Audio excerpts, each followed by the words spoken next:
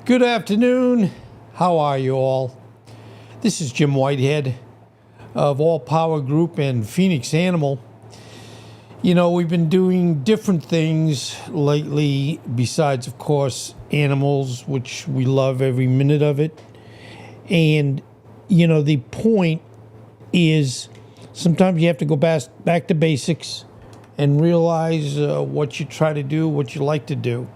So today we're going to talk about the pangolins.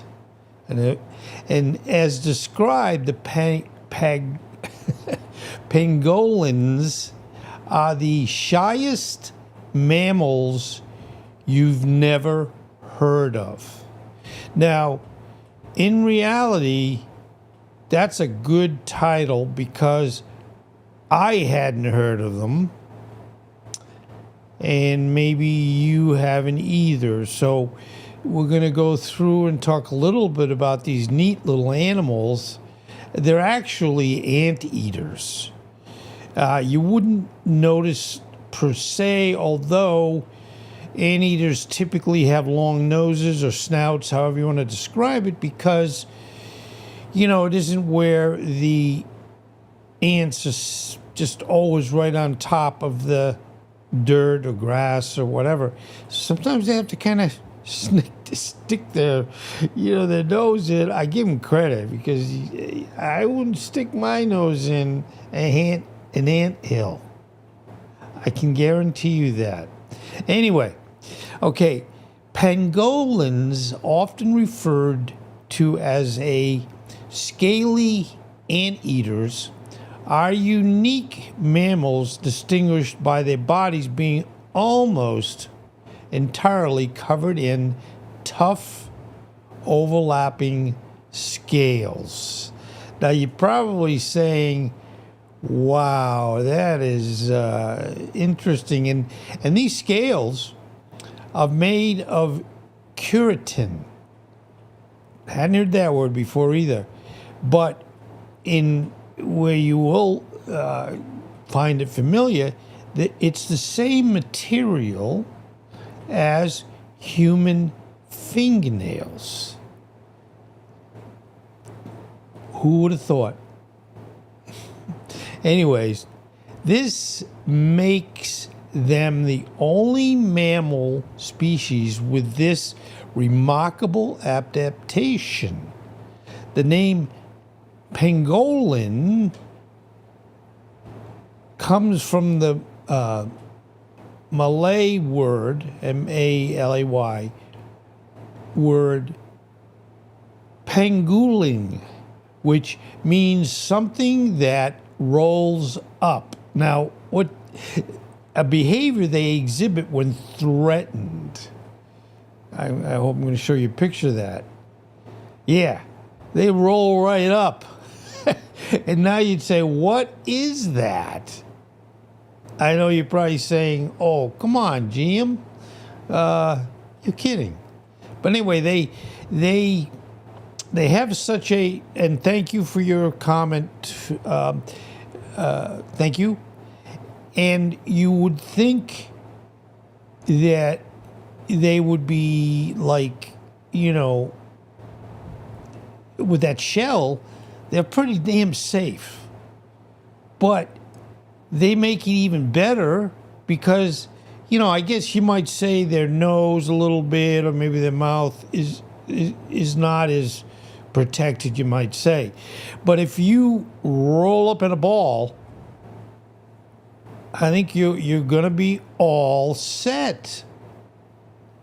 So, you know, there you can see, and you're seeing the pangolin in action, where you can see again, if you can see it, I hope you can see it, but this particular, you know, a pangolin, it's got its tongue out, and it must be, again, saying, hey, I'm hungry, I want lunch, I'm going to eat a bunch of ants.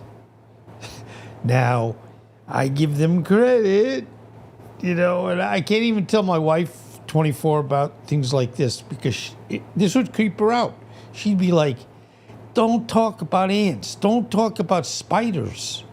In fact, our daughter, actually my stepdaughter, they live over in Davie, Florida. We're in Naples, Florida. That's on the Davie is on the east coast of South Florida, and they're moving the apartments because they have some spiders.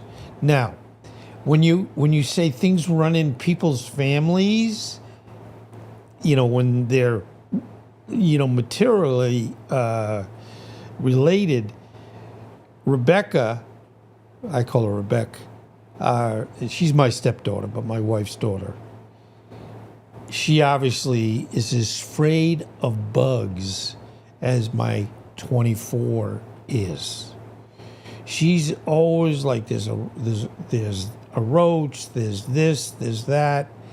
And I'm like, I look at, kind of leave them alone. They're okay. They're not going to hurt you. But, I guess certain things run in the families, right? So, anyway, back to the pangolin. Physical characteristics. That is probably a little baby pangolin. I guess they have to start out, and they're like, hey, I'm still cool and I look great. Okay, physical characteristics and behavior. These solitary and primarily nocturnal creatures have small conical heads. Remember the cone heads? Most of you would say, what are you talking about now? Why do you go off on these tangents? Hey, it's the sign of an older mind that basically has been and seen a lot in their life, and it's pretty good. Saturday Night Live, way back in, I'm going to see the late 80s, 90s, they had the cone heads. And they had conical heads. So it was like, and why did that all of a sudden come to your mind? Because you're saying, well, conical heads. And back in, God bless Saturday Night Live. And, I go off on tangents, so please always forgive me.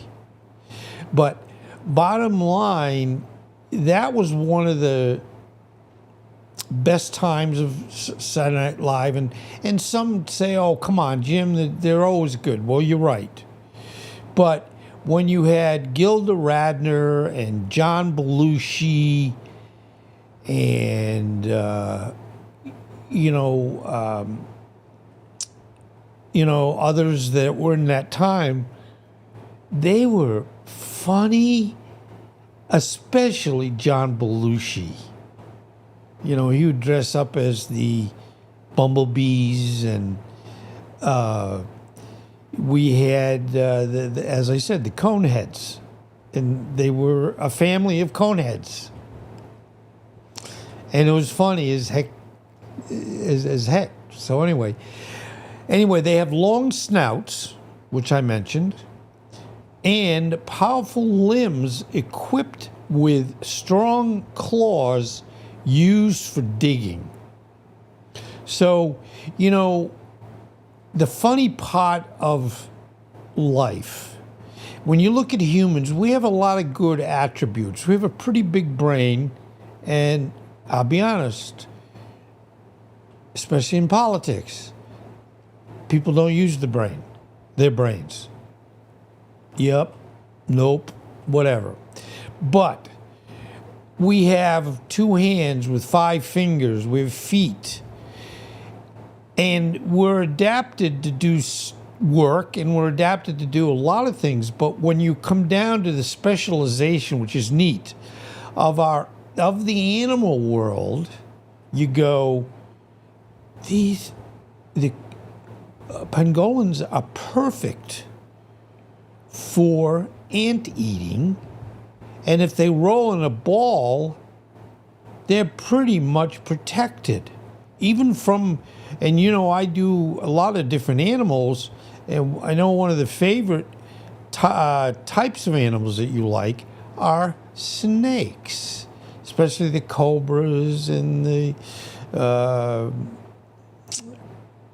coral snake. You know, all the ones that basically, if you get bitten, you're in trouble. Rattlesnakes, all things that we all go, oh, that's exciting. But when we were kids, you know, I got to be honest, when we were kids, if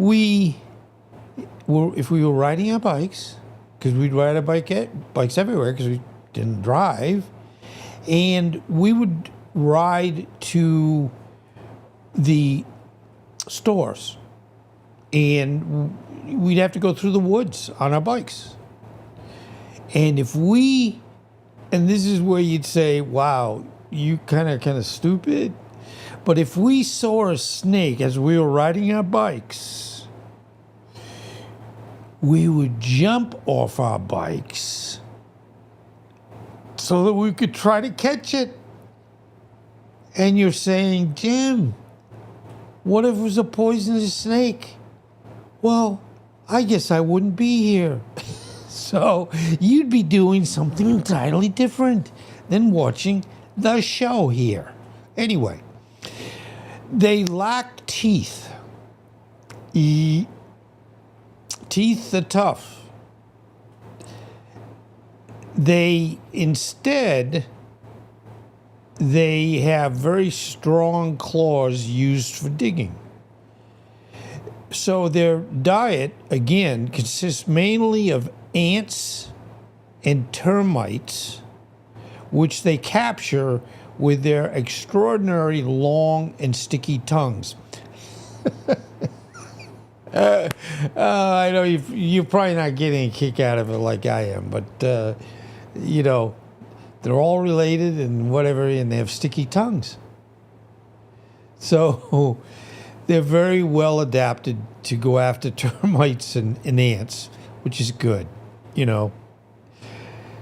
Some species have tongues longer than their body. So if you have a long, you know, pangolin, they could have a tongue that's as long as their body. Now, to aid in digestion, yeah, now you've eaten termites and ants. Is that exciting?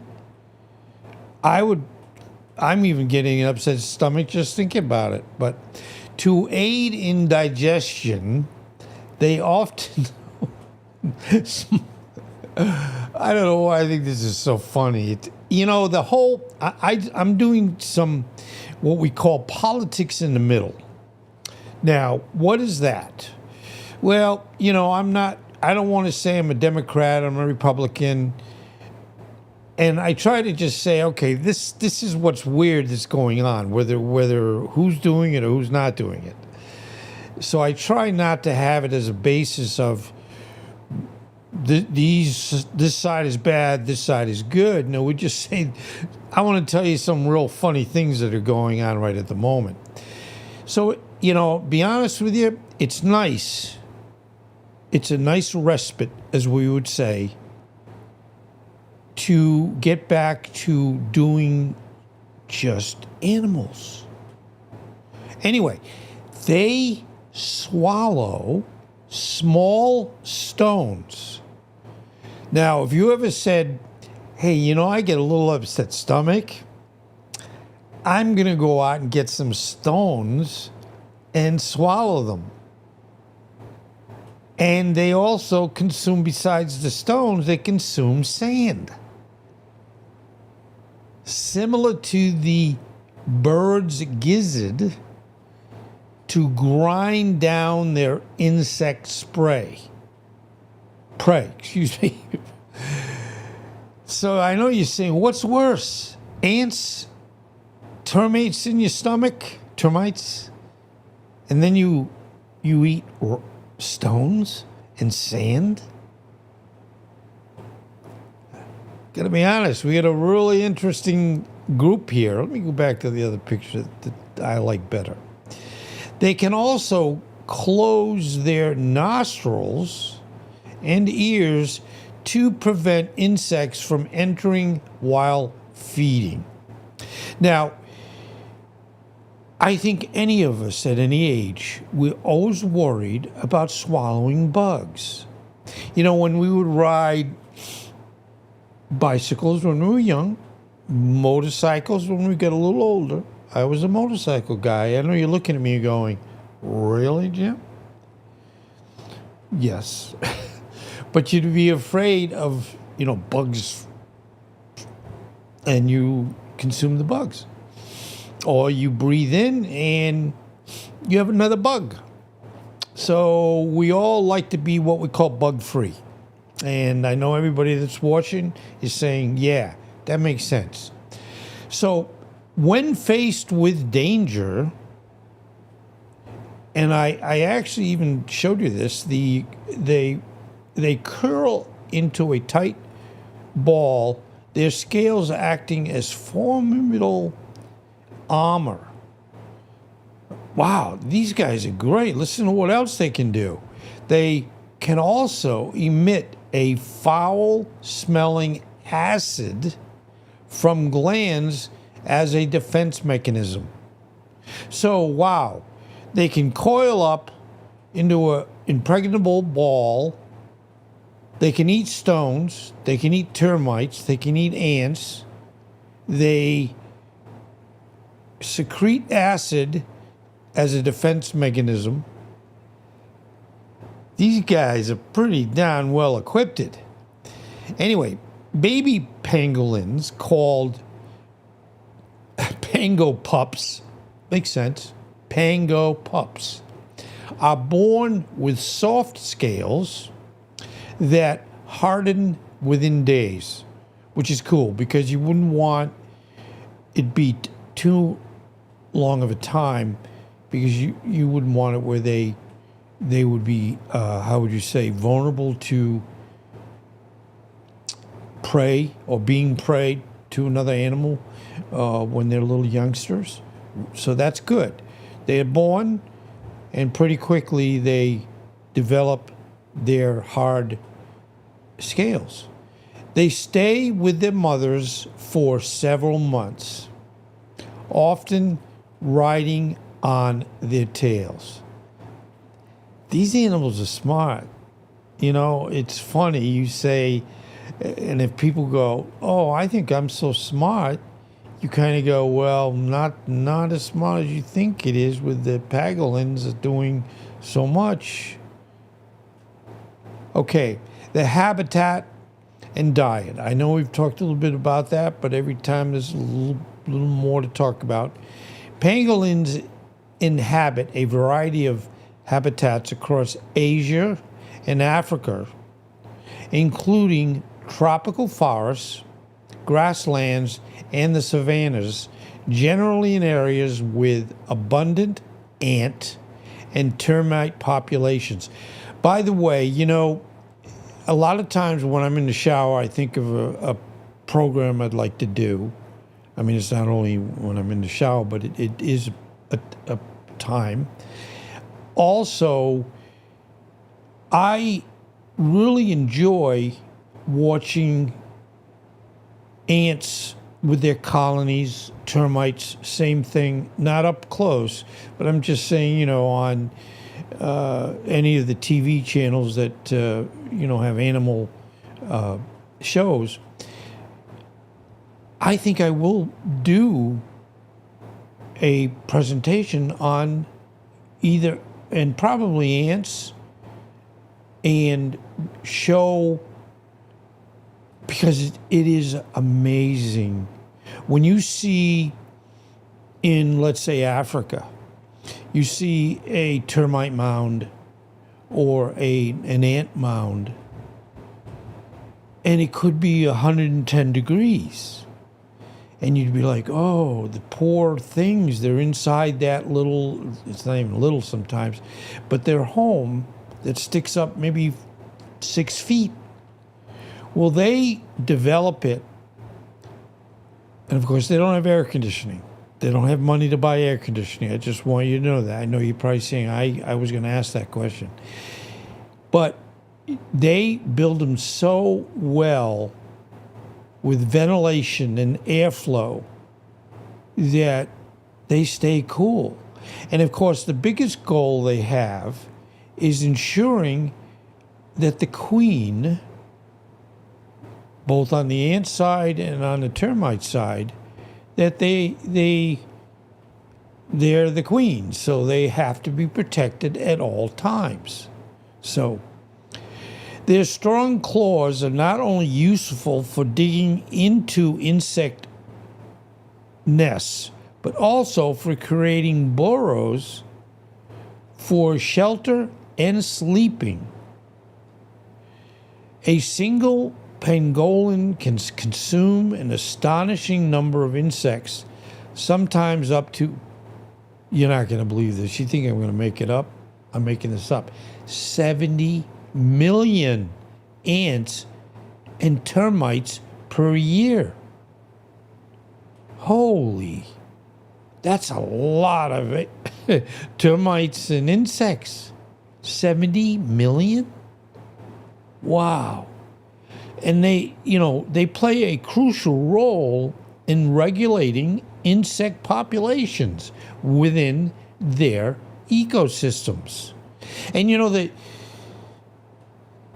since I've been doing animals, and I've been doing animals all over the world, and that's one reason I really love doing YouTube. And I hope you help me and like my channel, because you always kind of, as a YouTuber, sometimes you get, gee, maybe things aren't going that well, or you can get a little discouraged sometimes. I was reading the other day, because they're saying, well, be very careful, make sure you have a good topic and a good niche, for your channel. And I was like, well, maybe I don't.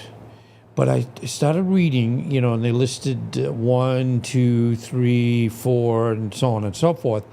And luckily, number 4, the 4th most popular niche,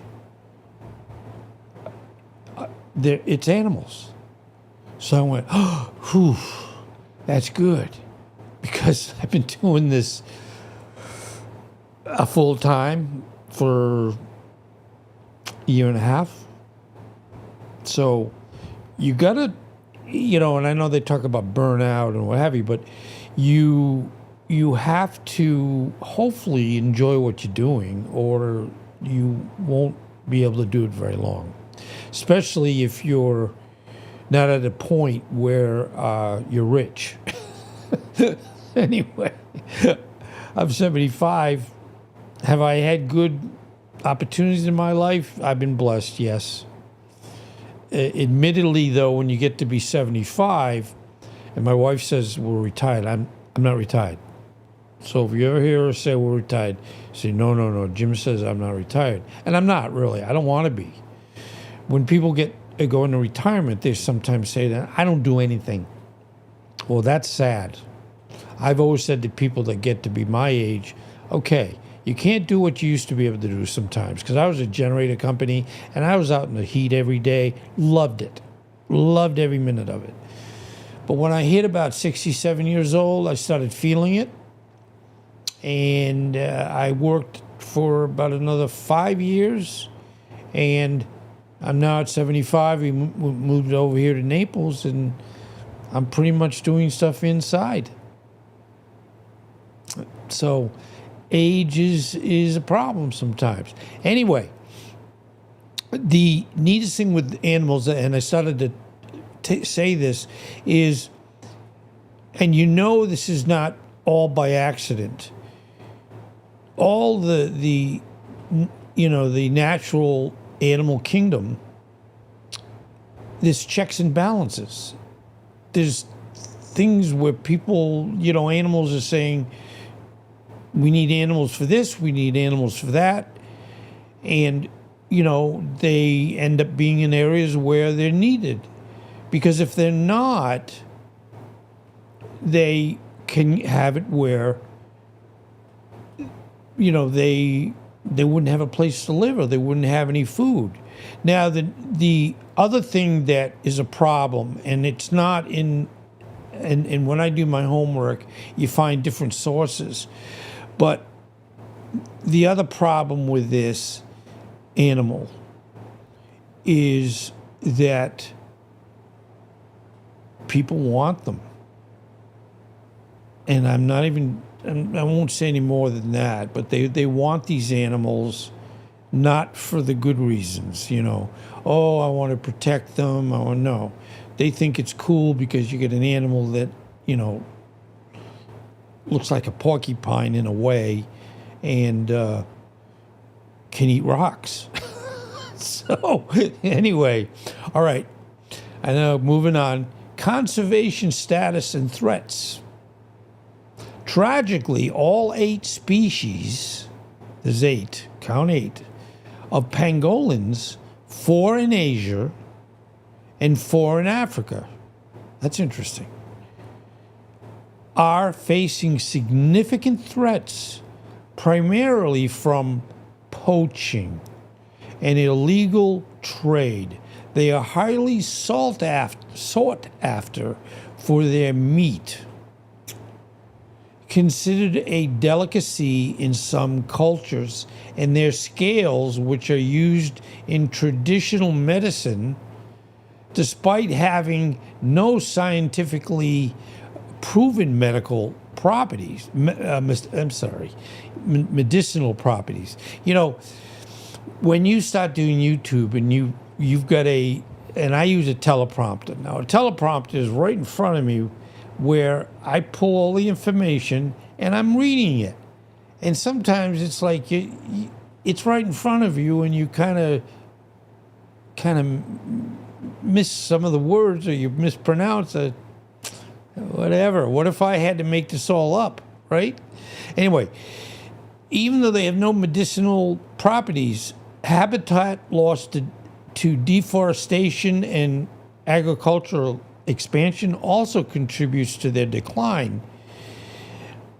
And that's sad.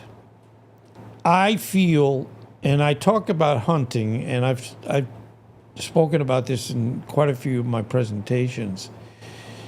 If you're hungry and you have to eat, I understand what you need to do to get food, if you're in the middle of Asia or Africa. But I really have a problem if it's just, I just wanted to kill one of these and see. No, leave them alone. You wouldn't want it if they were coming after you and just because they wanted to see what you look like inside, right? Okay. As a result, the conservation status of all pangolin species ranging from vulnerable to critically endangered. They are believed to be the world's most trafficked mammals, with estimates suggesting that over 1 million individuals have been poached in the last decade. That's just not fair. It isn't. Don't poach and try not to take their habitat away. And I know we don't have these in the United States, so I know you guys are okay. But with YouTube, the neat thing about YouTube is people all over the world watch YouTube. I'm talking there's probably 1 billion views or more a day. And what I'm working on when YouTube rolls it out to everybody is where I'll be able to either do, I don't want to have it totally in another language, but I might have where if you see thumbnails and or, writing on the screen, that would be where if somebody is, let's say, Spanish, that would be where they'd be reading the whole issue of what we're talking about.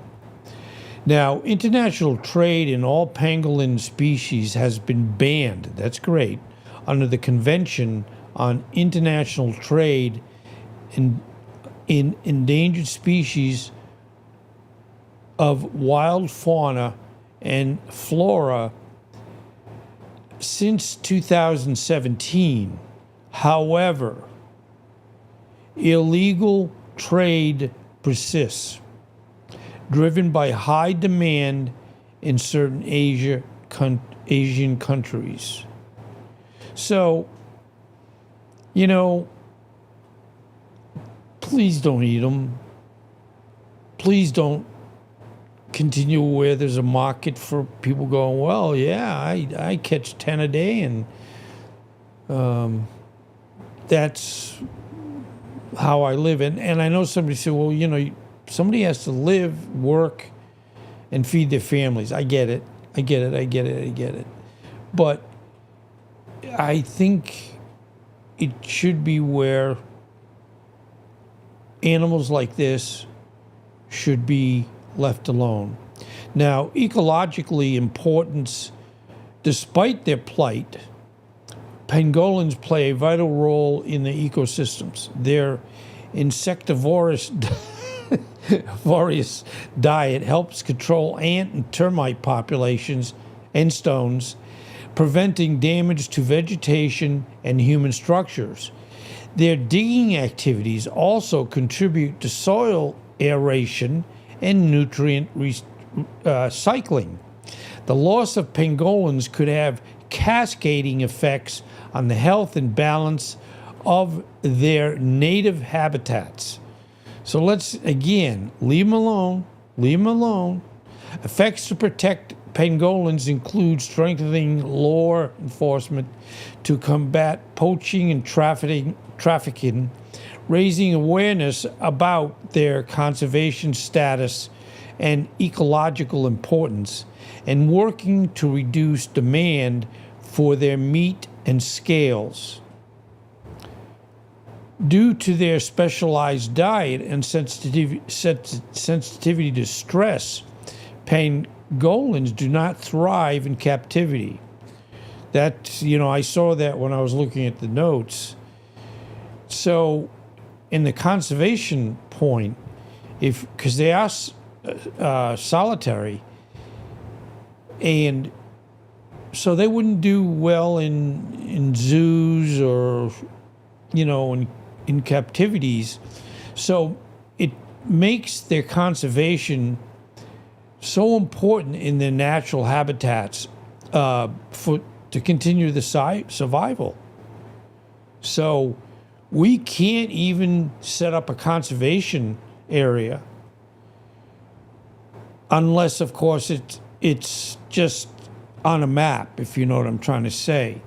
But if through a lot of my discussion, we talk about conservation where they actually put up fences and for different animals, and obviously this is one animal that this would not work for. So if you said, well, let's do a pangolin reserve, unless again it's a place on the map where you'd say, well, you see this map, there's a circle right here, and that is where the pangolins are protected. So, meaning that they don't know you're there. They don't know you've said, hey, I'm taking care of you by putting a circle on a map for your location, and you're going to be okay. And the last thing, I'm almost done here. We have some very good things in the world. We have some very not so good things in the world. Everybody knows that. Not everybody, but my hat is tipped to any human being that works to protect animals. And I even used, when I said earlier about people that say they're retired, and when you say, well, what are you doing? They go, nothing. I don't want to do anything. I worked 30 years as a teacher. I'm thinking of one in particular from my old neighborhood, and I said to her, what are you going to do? And she said, I'm not doing anything. I've worked 30 years in the New York school system. I get it. You've paid your dues. And moved to Florida. And she's saying, I'm not doing anything. I always say to people like that, why don't you do something that you've always wanted to do that you couldn't do because you worked full time? Now, particular to them, they have, so, and I even had said to her, animal rescue. And I use that as a great example. Animal rescue. Obviously, when we had the LA fires,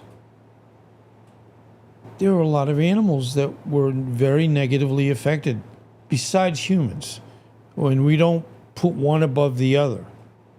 I always think animals, and it's not like, well, if you have a choice of saving this from the, no, you love animals. Animals are part of our world.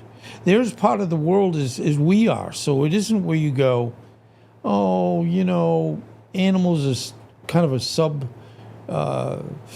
creature to us. To be honest with you, don't tell anybody I said this. I think animals are actually above humans. Again, I'm telling you this is a secret, so don't tell anybody. But animals are wonderful. I love them all, and I don't say this because this is on YouTube. I'm telling the truth.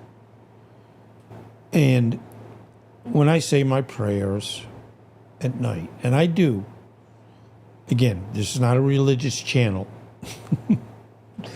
but besides praying for my family and so on and so forth, and that people are going to be okay and we survive whatever's going on right at the moment, I pray that all the animals are protected. I know they're not. I'm not unrealistic, but I feel that it makes me feel better that I'm actually praying for them too. And my channel, I don't want to get sappy, but my channel is based on animals. And it's a tribute to them.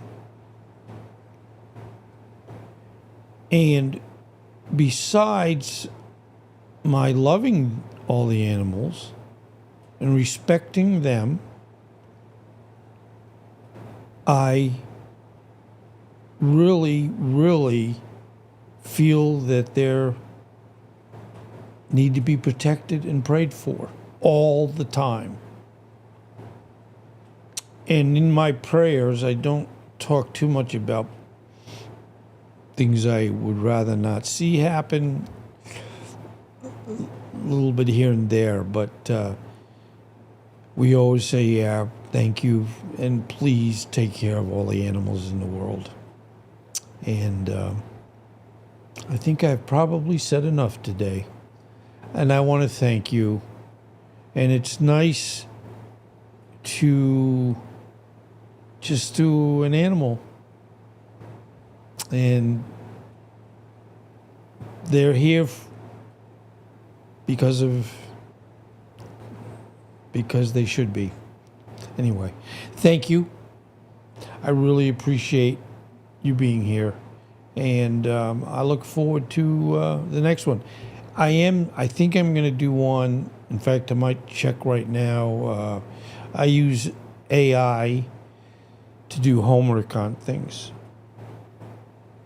Which, I wrote a book on coffee Do I know a lot about coffee? Yes. I was a coffee roaster. I wish I still was. But I wrote, in fact, 2 books actually. One on generators, and because I'm a generator company, still am actually, but my coffee book is, let me show it to you. I know you're probably saying, oh, I don't know if I really wanted to see that, but anyway, just got to find. Journey through the world of coffee. Acquire green beans, roast them, and enjoy. Anyway, this is, and would I ever been able to write a book like this? No. So, again, whenever any topic that you're familiar with or you can write a book on it. And in the old days when you'd have to sit down at a typewriter and write something, and that's, I feel a little bit bad because generally those were true writers, people that could sit down at a typewriter and write. And, sometimes they'd have a block and they'd be sitting there looking, saying, I don't know how to start this. And they'd take one page out of their typewriter and throw it away. Well, with the advent of AI, if you have interest in something and you have enough background so that what you're pulling from, from the AI world, it's not totally foreign to you. Because I did coffee for 5 years. I studied coffee every day for a year in approximately 2017. I'd never drank coffee before, and my wife talked me into it. I used to drink Diet Coke as my caffeine in the morning, and she said, you should try coffee. And finally, she talked me into it. And I was like, oh, this is great. This is wonderful. Because I was used to, I'm sorry, I'm off on a tangent here. I'll finish up. Oh, it's been 42 minutes. Wow, Jim. Anyway, Diet Coke is Diet Coke, or Coke Zero, same thing in a sense. And I would drink 2, 3 of those in the morning as my to get caffeine. It's not that I said, oh, this tastes so great. But the caffeine was there. And I was used to coffee in the, let's say, the 80s. And yeah, it was not good. It was bitter. And the only way you could even get through it, you'd put the fake Cremora, nothing personal Cremora, and probably a lot of sugar. And you'd get by. Well, when my wife, 24, made me a cup, I was like, wow, this is great. And I remember, because when you're single dimensional when you drink Diet Coke or Coke, not Coke, but Coke Zero.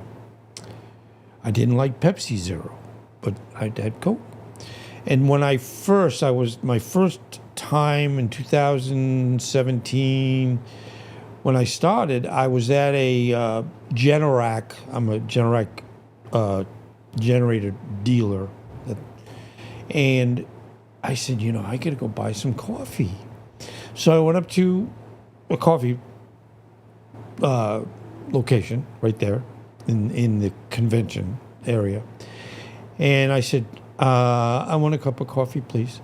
And the person said, do you want drip, French press? Do you want espresso? Do you want... And I looked at it and went, I don't know. And I said, well, just give me an Americano because I'm American, which is kind of a stupid answer. She said, okay, what do you want in it? Do you want hazelnut? Do you want... It was like, oh no, too many choices. Because when you drink Diet Coke or Coke Zero, you go, you drink it. That's it.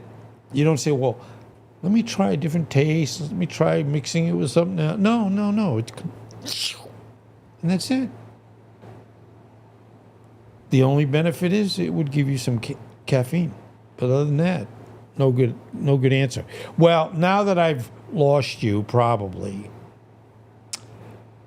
And the last thing I'll say,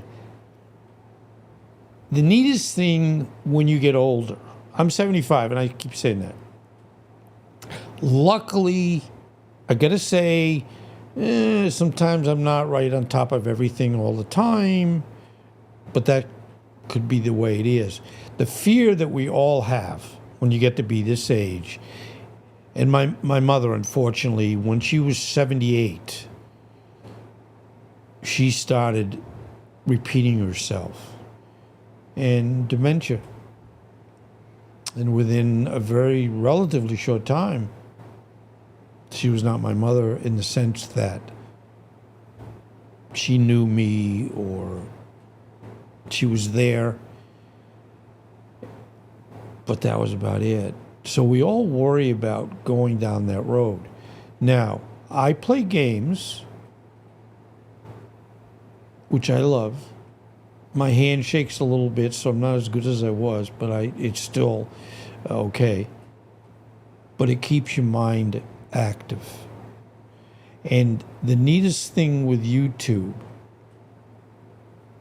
is, yes, you use a teleprompter and you have notes and you go through it, but bottom line, if I was out in left field, I would not be able to do this. And that would be extremely sad. I do admit, though, on occasion, but this has been like this for a long time, I might have a thought and I go to, I take maybe a little moment to think about it. And then I kind of sometimes go, oops, what was I going to say? Now, that isn't where this is new, but you try to make sure that you stay on top of what you do in your mind. And I know you're saying, boy, yeah, I really wanted to know this, Jim. But the last thing I'll say when I'm leaving you, use your mind. Challenge your mind. Don't do similar things all the time without doing new things. And with YouTube, you have to get good at this, or at least be comfortable doing it, and not have it where, because yes, I have the teleprompter that helps me with notes, but it's not where I'm reading everything I'm saying. And that's why my tangents come into play. Because as I'm talking about one thing, something in my mind links to something in my past that I find might be also an interesting aspect, or something you might be interested in. So keep working in your head. Don't give up. And the biggest thing with AI, some people say, well, you're not thinking, you're not using it. Well, actually, A, you got to think about what you want to know. And B, when you get so much material, and when I do the termites, I will get paragraphs of anything you'd ever want to know about termites.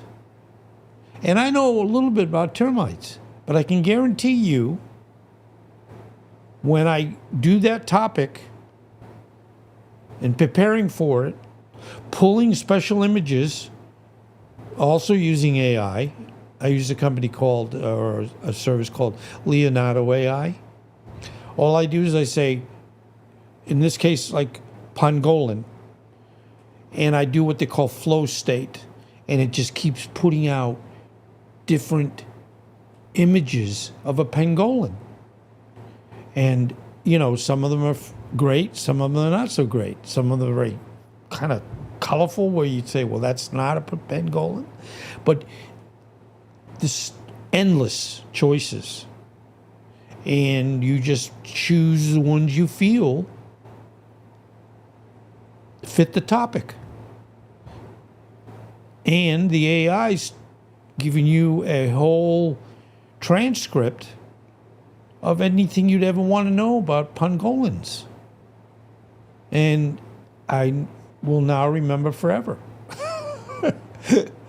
Oh, and you know, when you get to be my age, you start to worry about how many years you have left, but you don't have to worry about that. You're young. Anyway, thank you. Thank you again. Thank you for listening. And boy, it's been 51 minutes. This is about the longest I've done in a long time. Shame on me sometimes, right? Anyway, thank you very much. And I wish you all the very, very, very best. And please come back to my channel. Thank you.